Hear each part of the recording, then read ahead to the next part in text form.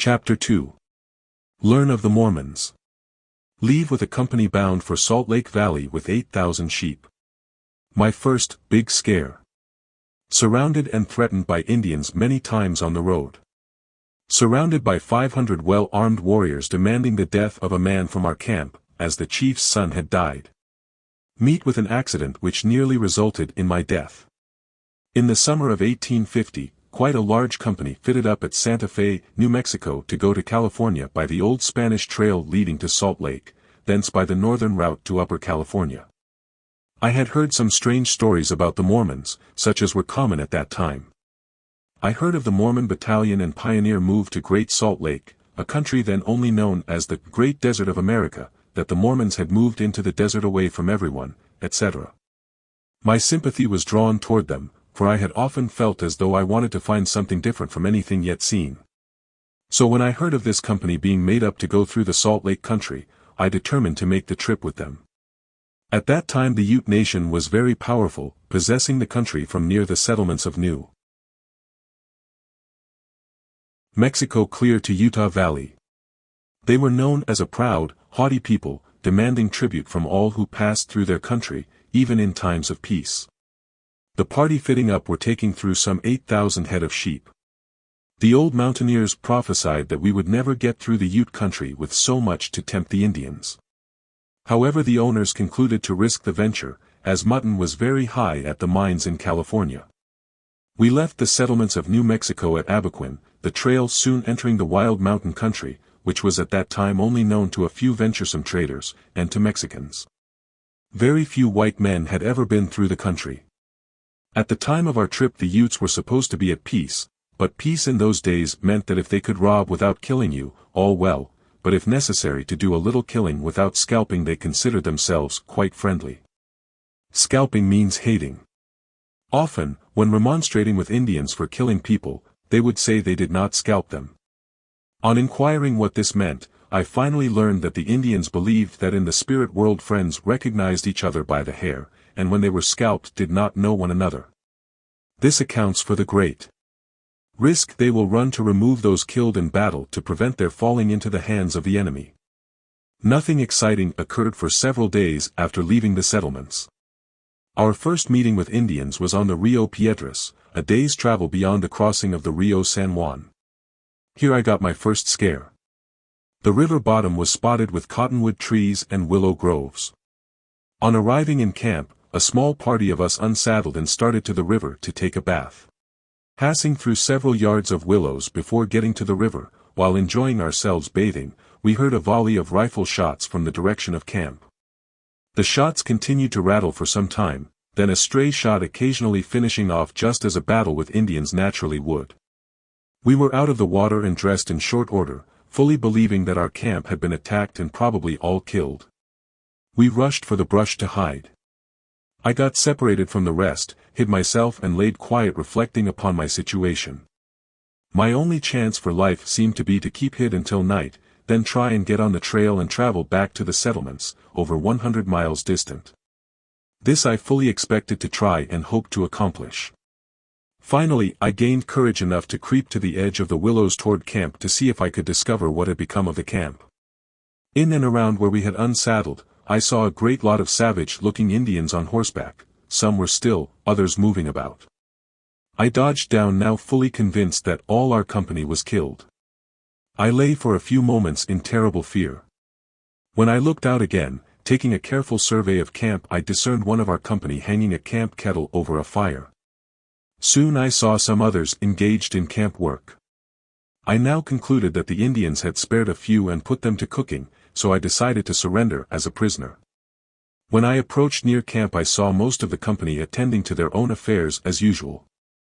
I concluded to say nothing about my scare and walked in quite unconcernedly, asked what they had been firing at, when I was told that just as the Indians came into camp a band of deer had run by. Both Indians and whites had been firing at, and had killed several deer. The Indians were perfectly friendly, and all hands were making ready to enjoy a feast of fat venison. I kept silent, no one but myself knew how I suffered during my first big scare.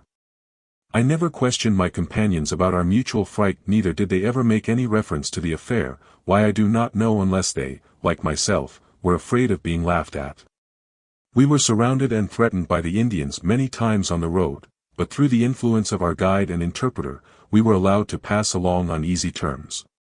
We had for guide Thomas Chacon, a Mexican Indian, the same who will be remembered by many of the Mormon battalion, as he traveled in company with them as assistant guide, and returned and wintered at the old fort in Salt Lake in 1847–48. Once at the bend of the Dolores River, our chances for life seemed very slim. We were surrounded by over 500 warriors, well armed. We numbered about 50 men, mostly Americans. The chief had sent a deputation to our camp on the Mancos River, the day before, stating that his son had died, and that either an American or Mexican would be demanded from our camp for a sacrifice, and if not given up peaceably, war would be opened upon us, and all would be killed. This demand was made by the old Elk Mountain chief. Our interpreter, who had lived many years among these Indians, felt quite uneasy, telling us of the power of this chief and his tribe.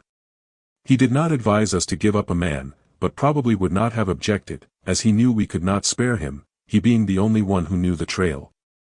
Captain Angley, who had charge of this company, looked upon the threat as an insult, and told the Indians to say to their chief that he had no men to voluntarily give up, but plenty to fight. If he wanted any to kill, he would have to fight for them.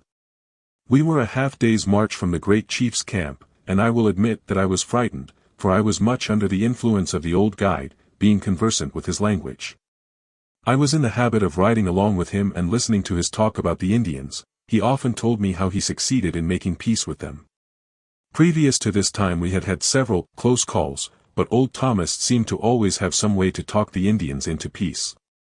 This time he appeared uneasy and fearful. On arriving at the big bend of the Dolores, we took the best position possible for defense, where there was some fallen timber. Soon the Indians commenced crossing the river above us on horseback and fully prepared for battle. There were about 50 of them, all well armed and mounted. They took position some 200 yards from camp in a line facing us, and there stood. I was keen to commence firing upon them, thinking if we got in the first shot we would be more likely to conquer, and several of the company felt the same, but when we tried to urge this upon the captain and old Thomas, for nothing was done without the guide's consent. When Indians were in the question, the old man smiled and said, "Wait, friend, there ain't enough yet to shoot at, you might miss 'em." By this time we had learned that the old guide's wisdom and policy had saved us, when if a shot had been fired we would doubtless have been destroyed. It was not long until we understood his meaning. We saw others coming in 10s and 20s and doing as the first had done till they formed a half circle around us. We were near the bank of the river, our rear being somewhat protected by the bank and width of the stream. In those days nothing but old-fashioned Kentucky rifles were in use. Others followed till they were several files deep. There were not less than 500, and all had their arms ready in a threatening attitude. After approaching to within some 50 yards of camp, where we had got behind logs and piled up our packs in the best way possible for defense, the chief, with a few others, rode a little forward and in a loud voice made known his wants, showing us his warriors with arms ready, demanding that we at once should submit. This was interpreted to the captain by the guide. The captain and most of the company understood Spanish.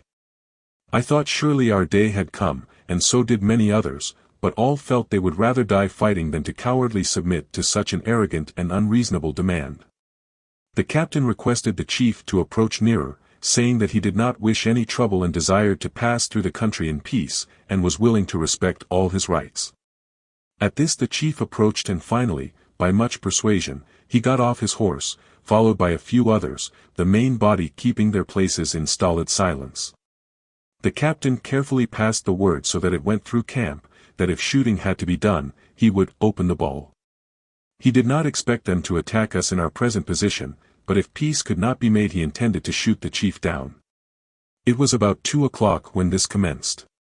The parley continued until near sundown before peace was decided upon, but it was finally concluded after agreeing to let the chief have some beads, paints, tobacco, etc. articles we had for the purpose of making treaties. In those days, before the white men taught them to lie and betray, the word of an Indian was sacred. Not so now. The moment the captain spoke telling us all was right, there was a general hand-shaking, and what time was left before night was spent in trading, and no uneasiness was felt by any of the company, for all had perfect confidence in the word of the Indians, neither were we deceived. During the parley, when the Indians found they could not obtain a man, the next thing they wanted was 4. They were told we had none to spare, but would give them such presents as have already been mentioned. They persisted in wanting flour. We were getting short and so could not spare any. While the debate was going on, an Indian went and got his blanket full of good dried meat, rode up near the captain, who was sitting down, and threw the meat on to him, saying, "You poor, hungry dog, if you have nothing for us we can give you something." The captain took it coolly and thanked him for it. When they found they could get nothing more they accepted the presents offered. Some may ask, what of all this? There was no one killed, nothing of a blood and thunder character to admire. I will say to such, just stop reading this book, for it is not of the blood and thunder style, such are written by authors who have never seen what they write about. I am simply telling that which I have seen, known of and taken part in. I cannot help whether it pleases or not. I can only tell it as it occurred, or appeared to me at the time, neither do I make any allowance for lack of memory. Anything that was not impressed sufficiently upon my mind at the time of its occurrence so as to remember the same, I consider not worth relating. I have had some close calls in my life, but those just related occupied my attention about as closely for a short time as anything that ever occurred. A few days after this, just before reaching Grand River, we came very near opening fire on another party of Indians. About half of the company went ahead daily as a front guard, and just as we were emerging from a cedar grove the guide cried out, "Now we have to fight, sure, there comes a war party full drive for fight." Sure enough. There they came, some 500 or 600 yards away, out of a ravine on to a rise of ground some 300 yards distant.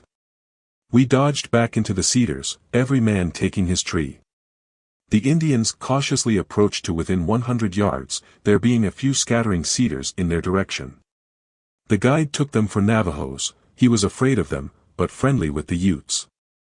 As the Indians were fully in earnest and seeking to get an advantage, we were about to commence firing to try and pick some of them off or keep them back until the rest of our company could come up. Just at this critical moment one of our men said, "If there is one who will follow me I will go out and make friendly signs. Maybe they are friends." I felt afraid, but being a boy I wanted to appear brave, so I told him I would go. We went out to an opening with our guns ready for use. As soon as the Indians saw us they called out, "Friends," and came toward us making friendly signs. We told them if they were friends to stop until Thomas could come. The old fellow was so sure they were hostile Navajos that he had got as far away as convenient, but seeing they had not fired on us he picked up courage and came to where we stood facing the Indians with our guns aimed at them. Mine was cocked, and I can well remember placing my finger on the trigger several times with dead aim at the one I supposed to be the chief. As soon as old Thomas showed himself there was a big laugh all around at the mistake, they having mistaken us for Navajos the same as we did them. They were on the warpath hunting Navajos who had just made a heavy raid upon them. Soon all was well, as these Indians were Utes and friendly with the guide, he having lived with this same band several years. These were the same Indians who afterwards broke up the Grand Valley or Elk Mountain settlement. During the excitement, after the Indians were recognized, an accidental shot was fired, wounding a man by the name of Tattersall severely in the leg. This came near starting a fight, as many thought it came from the Indians. I am satisfied that much blood has been shed, and many cruel wars brought on by some little act that might have been avoided. Here are 2 cases within a few days that seemed certain fight, and to fight meant certain death, for in those days the Indians were 10 to 1 of us on the ground, and plenty more to come.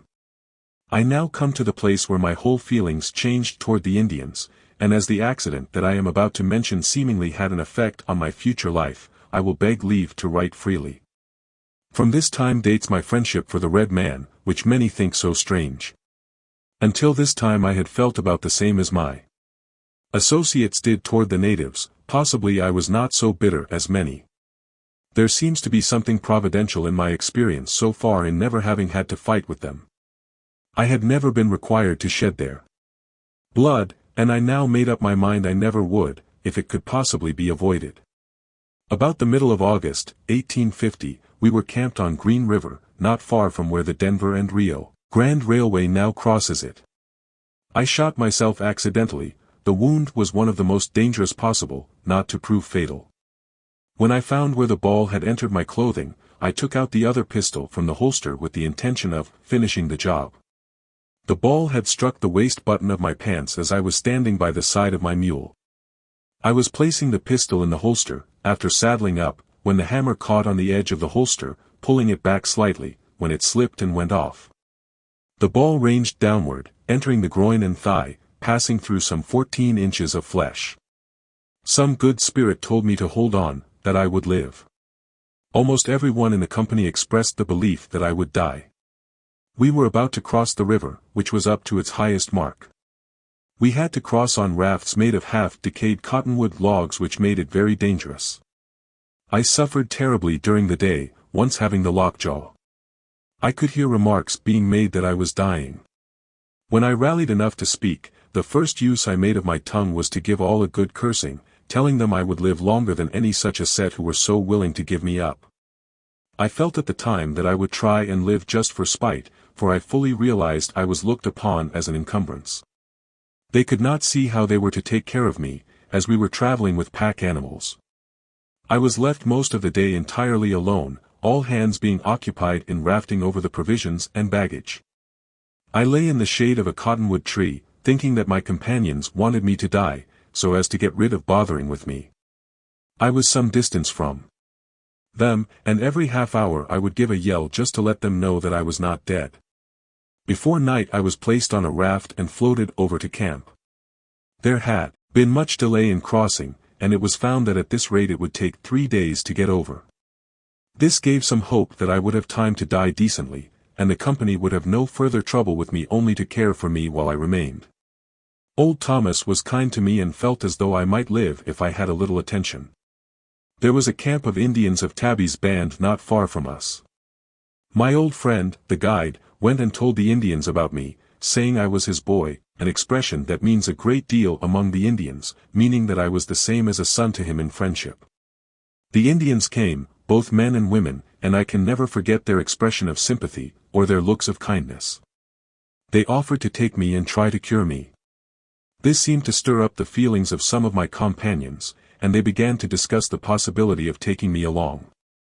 Finally, a few of the kindest-hearted determined to try it, so a rig was gotten up, and old Thomas advised me to endeavor to get to the Mormon settlements, telling me about their goodness, and that if I could reach them, they would care for me. I felt almost disappointed not to go with the Indians, for my heart was melted toward them, and I felt as though I could always be their friend and trust them, and I can truly say that this feeling has ever remained with me. I felt to be guided by the old man, for his judgment was generally good, and I knew him to be a true friend. His description of the Mormons seemed strange to me, and I told him they were a bad people, who had been driven out from the States because they were thieves and murderers, and that for their bad conduct they were banished from decent people. His reply astonished me. He asked, "How can you say that? There is not one word true. I traveled with the Mormon soldiers from Santa Fe to California. They never stole anything from the settlements like the other soldiers did. The Mormons are honest and have no bad habits like other people. I came back with some of them to Salt Lake and remained there last winter. I traded with the Indians and Mormons, and lived with them. The Mormons have no harlots or bad people among them, and all those stories are lies. Why do you speak so about them?" The old fellow seemed terribly offended at my words. I felt there was something wrong. I told him I knew nothing about the Mormons, that I had only told him what others said. He replied, "Then wait and see for yourself, they are the best people you ever saw." This caused me to reflect and wonder why such stories were told of the Mormons, for I not only had confidence in the old guide's truthfulness, but I believed he had been with the people enough to know them. A frame was made and placed upon the back of a good stout mule, the foundation being a Mexican aparejo. I had to sit entirely above the mule, as the wound would not allow to sit in a saddle. This made the load top heavy. The trail from Green River down Spanish Fork Canyon was quite rough and steep in many places. Guy ropes were rigged, and 3 men took care of me, and I must say that after taking the labor in hand to bring me in, all hands became interested and I was treated with great kindness. I suffered a great deal during the 15 days I thus journeyed, but I never lost courage. Our drives were short, sometimes being 2 days in a camp engaged in cutting roads through the brush for the sheep to pass. This gave me a chance to rest. I attended to my wound myself, as I could not bear anyone else to touch it, neither could I take anyone's advice about dressing it. I felt like being my own doctor. I have always believed that if I had been in a good hospital, I would have been done for, as the wound was terrible. I starved myself almost to death, an idea obtained from 2 men's experience in southern Arizona. These 2 men, Green Marshall and Robert Ward, left Santa Fe with a party going to California by the Southern Trail. Close by where Silver City now is, the party was attacked, as supposed, by Apache Indians. All were left for dead. The surprise occurred early in the morning. About noon Marshall and Ward recovered consciousness. They were stripped and both wounded in several places and almost perishing for water, they being in a dry camp. They started for water and after going a short distance they separated, each in time finding water, but they never met until reaching settlements. According to the account given by each of them, on arriving at the Mexican settlements, they were out some 12 days with scarcely anything to eat, each one supposing the other dead, and it was several days before they heard of each other, having come into settlements that were some distance apart. The wounds of each had seemingly dried up and healed for the want of something to feed on. I was well acquainted with both men, one being a relative. I took much interest in their case, as it was one of the worst on record. I felt like trying as much as possible the same regime, and believe to this day, in case of severe wounds, that the system should be reduced by abstinence to the lowest possible living condition. Nature so directs many of the lower animal creation. I have known some domestic animals, as well as wild ones, that on being dangerously wounded would hide up for days without food or drink and come out well in time. Finally on the 6th of September, 1850, we came in sight of a settlement, then a fort on the Provo River. This surprised us considerably for we had not expected to meet anyone before reaching Salt Lake City. I shall never forget the peculiar feelings that came over me when we arrived at the fort. The little party with me had become separated from the main company while coming down Spanish Fork Canyon, and we were considerably behind when we saw signs of settlements. We felt somewhat uneasy for fear the bad Mormons would take advantage of us and rob us, as we had some money. When the company of 50 were all together we felt as though we could stand the Mormons off, but the 4 of us counting myself, I wounded and weak, feared we might be taken in. I had my pistols by me and told the boys I would do my best, if molested. When we got to the fort instead of trouble we found the people with about the same kindly look of the eye and expression of sympathy as was manifested by the Indians on Green River. There are many now living in Provo who remember the circumstance, and how I looked, a mere skeleton sitting on the top of a mule. The Indians also remember me to this day from these circumstances, and call me Chacon's boy. I now felt conquered as far as Mormon goodness was concerned, for many offered me help if needed. I was at first tempted to accept their kind offers, but a spirit of pride came over me. It seemed humiliating to receive a favor under any circumstances, so I went into camp with the rest. I was now out of danger, my wound having done well, but the position in which I had to ride had set the muscles so that crawling on hands and knees was my only means of moving about. Still I had not lost my spirits. I had started to California to get rich and did not want to fail. The Mormons often visited our camp, selling us butter, vegetables, and such supplies as they had to spare. Owing to the conflicting stories I had heard about them, I watched them very closely. Some of our company were Missouri mobocrats, who told hard stories about the Mormons. These they related to me as though they were their own personal experiences with them. Some of these men I had known for years and looked upon them as men of truth and honor. How then could I help believing their stories? And yet, how could I believe people to be such monsters of iniquity as the Mormons must have been if these stories were true? When looking at their friendly eyes and hearing their voices of sympathy, I could see nothing that indicated depravity, but on the contrary, all seemed industrious, kind, honest and peaceable, ever ready to do us a favor or give any wanted information frankly, without any show of craftiness whatever.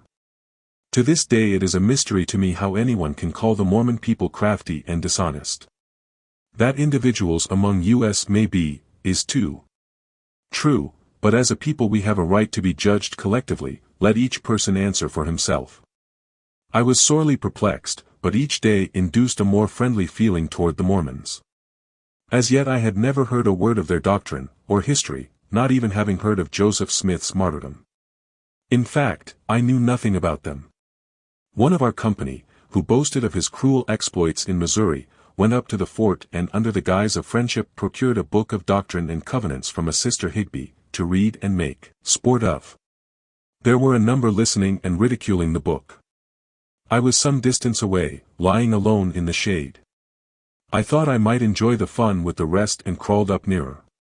When I got within hearing distance, something was being read about God revealing himself, telling certain ones what to do. This had a peculiar effect on my mind. My oft-repeated prayer asking for this very thing came to my mind. I had heard but very little of their reading, for just as I came within hearing distance someone took the book from the mobocrat and read the account of Joseph and Hiram's martyrdom.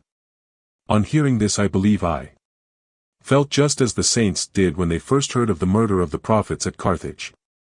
The feeling that came upon me at that time was that they were men of God and were murdered by wicked men just as it was there recorded. At once the desire came over me to get away from those who were exulting over their death, and deriding the revelations that I thought might be true. So I determined to stop and see who the Mormons were. I asked the first teamster that passed to take me to the fort, about 2 miles distant, as I wished to see if I could find someone to take care of me. After being helped on the wagon, the owner, Thomas Ross, asked me a few questions, then remarked, "You had better remain in Utah, my son, and you will soon be a Mormon." This seemed strange to me, for according to my idea he might as well have said, "You will be a Chinaman." I asked how that could possibly be. He replied, "By obedience to the gospel and baptism." I asked if the Mormons had a religion. He said, "Yes, the same that Christ taught. We believe in the New Testament." I replied, "That is what I believe, but I believe it as it reads." "Well," said he, "that is what we think, I guess. You'll be a Mormon yet." This was something new to me and I was continually asking myself, how can I be a Mormon? On arriving at the fort, I went to Bishop Isaac Higbee's house where I was kindly received, his wife agreeing to care for me on reasonable terms. She is now living in Salt Lake City and has ever been a friend to me. I went back to camp and bade goodbye to my old friends and associates, determined that I would stay and see for myself, and if Mormonism was what they said it was, I would go no further for all the gold in California. Since I was 10 years old I had believed there was something before me worth living for and that God would eventually answer my prayers and let me know how to serve him. I often wonder why I am not more faithful, and if I will ever learn to do as I should. Much of my life seems to have been governed by circumstances over which I have had but little control. That is, I have been impelled by influences that urged me on to certain labors, especially among the Indians, which I have felt compelled to answer.